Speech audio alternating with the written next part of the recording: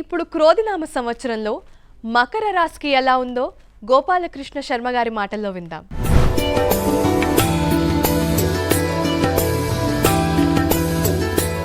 మకర రాశి యొక్క ఆదాయం 14, వ్యయం 14, రాజ్యపూజ్యం 3, అవమానం 1.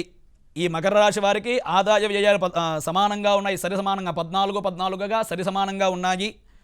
ఈ యొక్క మకర రాశి వారికి పంచమంలో బృహస్పతి, ద్వితీయంలో శని, గోచారరీత్యా ద్వితీయంలో శని, తృతీయ రాహువు, అలాగే భాగ్యస్థానంలో కేతు యొక్క ప్రభావం చేత ఈ యొక్క మకర రాశి యొక్క స్టాక్ మార్కెట్ చేసుకునే వారందరికీ కూడా ఆకర్షించే సమయం అన్నమాట. దానివల్ల ఆ స్టాక్ మార్కెట్లో మంచి ఆకర్షణ ద్వారా వీరు ఖచ్చితంగా లాభాలు పొందుతారు. స్వయం వృత్తుల వారికి, ఇండస్ట్రీసు, సాంకేతిక ఇంజనీరింగ్ రంగం వారికి, న్యాయవాదులకు, ధాన్యం కొనుగోలు చేసే రైసు మిల్లు వారికి, కర్మాగారాలకు నడిపించే వారందరికీ కూడా ప్రయోజకరంగా ఉంటుంది.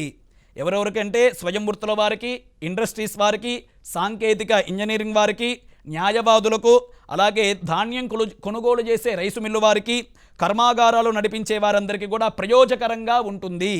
అలాగే ఈ యొక్క ప్రస్తుతానికి ఈ మకర రాశి వారు ఆరోగ్య విషయంలో తగు జాగ్రత్తలు అనేది తీసుకోవాలి.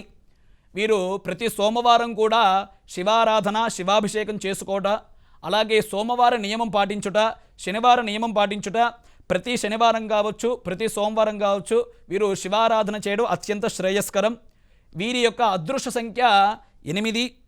వీరు కుజ, అలాగే నరసింహస్వామి రుణ విమోచన స్తోత్రం పఠించడం ద్వారా ఆర్థికంలో ఎలాంటి సమస్యలుంటే సమస్యలను కూడా తొలగిపోతాయి, రుణాలుంటే రుణాలు కూడా తొలగిపోతాయి.